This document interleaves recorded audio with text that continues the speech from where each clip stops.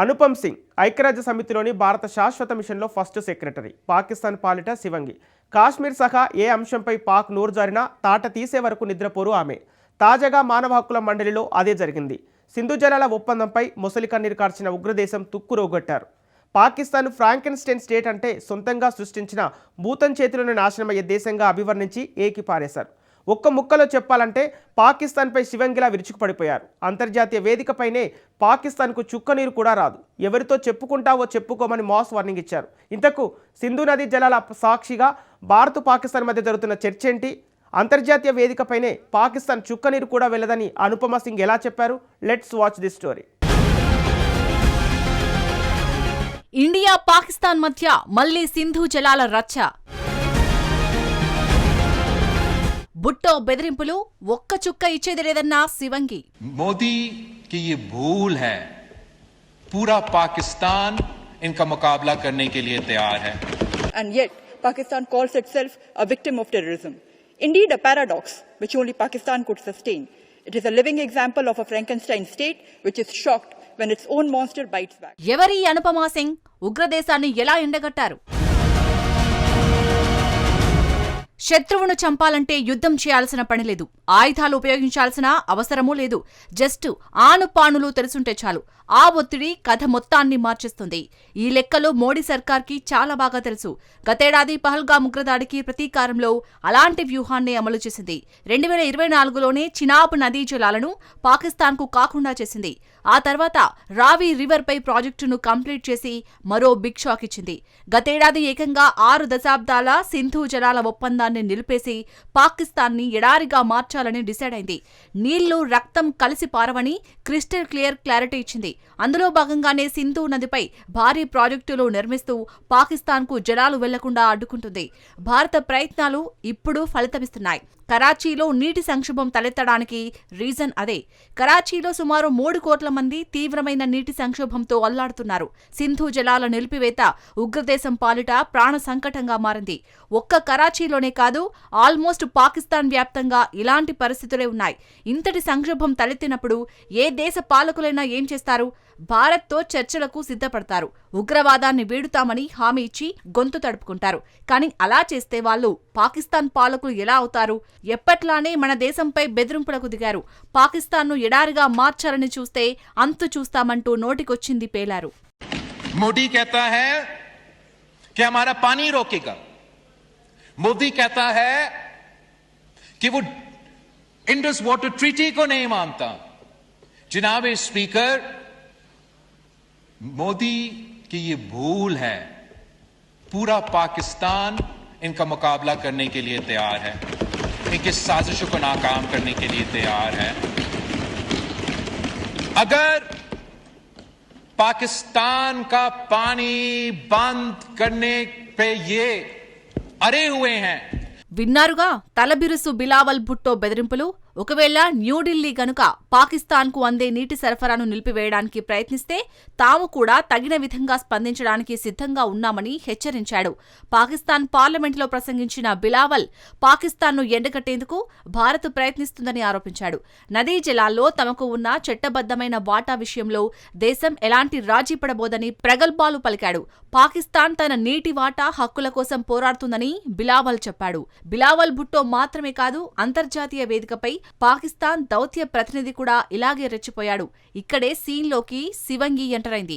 ఐక్యరాజ్య సమితి మానవ హక్కుల మండలిలో భారత ప్రతినిధి అనుపమ సింగ్ పాక్ పై విరుచుకుపడిపోయారు. That a state which exports terror as an instrument of policy continues to demand the privileges of cooperation predicated on goodwill and friendship. It is equally undeniable that the treaty is now outdated. No technical arrangement can remain frozen in time while the world around it is transformed. A treaty negotiated in 1960 cannot be treated as a perpetual entitlement, which is insulated from accountability, detached from present-day realities, and untouched by the profound changes of the past 6 decades. The escalating impacts of climate change, advances in technology, and the growing imperative for sustainable clean energy demand a re-evaluation of the treaty's relevance and applicability. Mr. Vice President, instead of coveting Indian territories, Pakistan would serve itself and its people. Sindhu జలాల ఒప్పందం విషయంలో పాకిస్తాన్కు అనుపమా సింగ్ ఇచ్చిన crystal clarity ఇదే. పాత ఒప్పందానికి ఇప్పుడు కాలం చెల్లిపోయిందని గట్టి హెచ్చరికలు చేశారు. భారత్పై పాకిస్తాన్ చేసిన ఆరోపణలను పూర్తిగా తోసిపుచ్చారు. సింధు జలాల ఒప్పందంపై ఇండియా వైఖరి అత్యంత స్పష్టంగా ఉందన్నారు. ఒకవైపు ఉగ్రవాదాన్ని ప్రభుత్వ విధానంగా మార్చుకున్న పాకిస్తాన్ అంతర్జాతీయ సహకార ఫలాలను డిమాండ్ చేయడం ఆ దేశ అవివేకానికి నిదర్శనమన్నారు. 1960లో కుదిరిన ఈ ఒప్పందం ప్రస్తుత పరిస్థితులకు, మారుతున్న ప్రపంచ పరిణామాలకు ఎంత మాత్రం సరిపోదని తేల్చి చెప్పారు. కాలం మారిందని, అలాగే ఒప్పందం కూడా మారాల్సిందే అని స్పష్టం చేశారు. 6 దశాబ్దాల నాటి ఈ ఒప్పందాన్ని ఎప్పటికీ చెక్కు చెదరని శాశ్వత హక్కుగా లేదా జవాబుదారీతనం లేని అధికారంగా భావించలేమని స్పష్టం చేశారు. అనుపమా సింగ్ సింధు జలాల వివాదం దగ్గరే ఆగిపోలేదు. కాశ్మీర్ టార్గెట్ గా పాకిస్తాన్ చేస్తున్న కుట్రలను బట్టబయలు చేశారు. Jammu and Kashmir was, is and will always remain an integral and inalienable part of India. The only unresolved issue is Pakistan's illegal occupation of Indian territories and their return. Mr. Vice President, Pakistan's propaganda cannot obscure the reality of repression in Pakistan-occupied Jammu and Kashmir. The ongoing tragedy in Rawalakot, the killing of hundreds of civilians and the brutal crackdown across Pakistan-occupied Jammu and Kashmir are the predictable outcome of a system built on forcible occupation and sustained through repression. Decades of military land grabs, demographic engineering, and the denial of basic freedoms have brought matters to a point where even demand for bread, electricity, rights and dignity are met with bullets and brutality. Kashmir అంశాన్ని అంతర్జాతీయ వేదికలపైకి తెస్తున్న పాకిస్తాన్ శైలిని తీవ్రంగా ఎండగట్టారు అనుపమ. జమ్మూ కాశ్మీర్ ఎప్పటికీ భారత్లో అంతర్భాగమే. అక్కడ తేలాల్సిన ఒకే ఒక్క అంశం పాకిస్తాన్ అక్రమంగా ఆక్రమించిన భారత భూభాగాలను తిరిగి అప్పగించడమే అని స్పష్టం చేశారు. అక్కడితో ఆగలేదు. పాక్ ఆక్రమిత కాశ్మీర్లోని రావలాకోట్ వంటి ప్రాంతాల్లో ఇటీవల జరిగిన పౌరుల ఆందోళనలు, వాటిపై పాక్ సైన్యం జరిపిన కాల్పులను ఆమె ప్రస్తావించారు. బలవంతపు ఆక్రమణ, దశాబ్దాల సైనిక భూకబ్జాలు, ప్రాథమిక హక్కుల నిరాకరణకు పరాకాష్టే అక్కడ జరుగుతున్న హింస. ప్రజలు కూడు, కరెంట్, గౌరవం, హక్కుల కోసం అడుగుతుంటే పాకిస్తాన్ ప్రభుత్వం బుల్లెట్లతో, క్రూరత్వంతో సమాధానమిస్తుందని దుయ్యబట్టారు. పాకిస్తాన్ ఉగ్రవాదానికి మద్దతిస్తూ ఇప్పుడు తానే బాధితురాలనని చెప్పుకోవడంపైన ఆమె మండిపడ్డారు. ఉగ్రవాదులకు ఆశ్రయం ఇవ్వడం, శిక్షణ ఇవ్వడం, వారిని మోహరించడం తమ ప్రభుత్వ విధానమని స్వయంగా ఆ దేశ రక్షణ మంత్రి గొప్పలు చెప్పుకున్నారు. అలాంటి దేశం ఇప్పుడు ఉగ్రవాద బాధితురాలనని అనడం ఒక విచిత్రం. ఈ మొత్తం వ్యవహారంలో పాకిస్తాన్ను ఫ్రాంకెన్స్టైన్ స్ట్రెయిట్ అంటే సొంతంగా సృష్టించిన భూతం చేతిలోనే నాశనమయ్యే దేశంగా అభివర్ణించడం highlight. This is the country where the sitting defense minister boasts of hosting, training and deploying terrorist as state policy, and yet Pakistan calls itself a victim of terrorism. Indeed, a paradox which only Pakistan could sustain. It is a living example of a Frankenstein state which is shocked when its own monster bites back. అంతర్జాతీయ వేదికపై పాకిస్తాన్ను తూర్పారాబెట్టిన అనుపమా సింగ్ గురించి ప్రత్యేకంగా చెప్పుకోవాలి. ఆమె భారత్కు చెందిన అత్యంత ప్రతిభావంతమైన యువ దౌత్యవేత్త. ప్రస్తుతం ఆమె ఐక్యరాజ్య సమితిలోని భారత శాశ్వత మిషన్లో ఫస్ట్ సెక్రటరీగా బాధ్యతలు నిర్వర్తిస్తున్నారు. అంతర్జాతీయ వేదికలపై పాక్ భారత్కు వ్యతిరేకంగా చేసే దుష్ప్రచారాన్ని, తప్పుడు ఆరోపణలను తనదైన దౌత్య విమర్శలతో తిప్పికొట్టడంలో గుర్తింపు తెచ్చుకున్నారు. ముఖ్యంగా ఐక్యరాజ్య సమితి మానవ హక్కుల మండలి సమావేశాల్లో పాకిస్తాన్ వైఖరిని ఎండగట్టడంలో ఆమె శైలి అగ్రెసివ్గా ఉంటుంది. కాశ్మీర్ అంశాన్ని పాకిస్తాన్ ప్రతిసారి అంతర్జాతీయ వేదికలపైకి తేవడాన్ని ఆమె తీవ్రంగా ఖండించారు.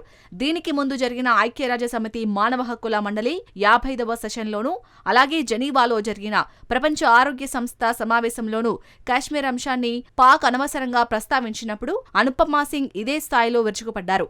ఉగ్రవాదాన్ని ఒక పరిశ్రమలా పెంచి పోషించే దేశానికి భారత అంతర్గత విషయాలపై మాట్లాడే అర్హత లేదని ఆమె పాకిస్తాన్కు గట్టిగా బుద్ధి చెప్పారు. అందుకే నెటిజన్లు ఆమెను శివంగిగా పిలుస్తున్నారు. ఇక తాజా వివాదానికొస్తే పాకిస్తాన్ ప్రస్తుతం ఎదుర్కొంటున్న ఆర్థిక దివాలా, అంతర్గత నీటి కొరతకు ఆ దేశ పాలకుల అసమర్థతే ప్రధాన కారణం. తమ దేశంలోని పంజాబ్ ప్రావిన్స్ ఎక్కువ నీటిని దోచేస్తూ సింధ్, బలూచిస్తాన్ ప్రాంతాలను ఎండగడుతుంటే ఆ నెపాన్ని భారత్ పైకి నెట్టి జనాన్ని తప్పుదోవ పట్టించాలని బిలావల్ భుట్టో వంటి నేతలు చూస్తున్నారు. కానీ భారత్ ఈసారి గట్టిగా డిసైడ్ అయింది. రక్తం, నీళ్లు కలిసి ప్రవహించవు అన్న ప్రధాని మాటలను ఐక్యరాజ్య సమితి వేదికగా అనుపమా సింగ్ మరోసారి మరోసారి స్పష్టం చేశారు. ఒకవైపు ఉగ్రవాదాన్ని పెంచి పోషిస్తూ మరోవైపు అంతర్జాతీయ ఒప్పందాల పేరుతో భారత్ నుండి నీటిని ఆశించడం కుదరదని తేల్చేశారు. పాక్ తన భూభాగంలో ఉగ్రవాద మౌలిక సదుపాయాలను పూర్తిగా ధ్వంసం చేయనంత కాలం సింధు జలాల విషయంలో భారత్ నుండి ఒక్క చుక్క నీరు కూడా పాకిస్తాన్కు వెళ్లదని స్ట్రాంగ్ అండ్ క్లియర్ సిగ్నల్ పంపించారు. ఈ క్లారిటీ పాకిస్తాన్కు మాత్రమే కాదు, దానికి గుడ్డిగా మద్దతిచ్చే పాశ్చాత్య దేశాలకు కూడా.